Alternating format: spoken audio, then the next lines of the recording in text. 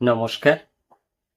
ছোট্ট বন্ধুদের জন্য আজ শোনাচ্ছি কবি রতনতনু ঘাটির লেখা মিথ্যে রাজার দেশে কবিতাটি। মিথ্যে রাজার দেশে। সেপাই বলল, রাজার হুকুম, আজ তোমাদের ছুটি। আকাশ বলল, আমি তো রোজ সকাল সকাল উঠি, গাছে পাতায় আলো মাখাই, নদীকে দিই ঢেউ। সেপাই বলল, আজ থেকে সব করবে অন্য কেউ।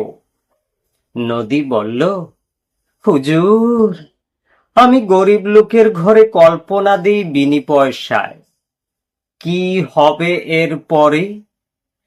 সেপাই বলল, রাজার আদেশ, খুব যে বুকের পাটা, খাল বিলেরা করবে সে কাজ, তোমারও নাম কাটা। রামধনুদের ভিড়ের থেকে 4-5 জন এসে বলল, হ্যাঁ গো সেপাই সাহেব, আমরা মাটির দেশে ছেলে মেয়েদের রাঙিয়ে তুলি কত রকম রঙে, দোকান থেকে আনবো কিনে, বলল রাজার ঢঙে।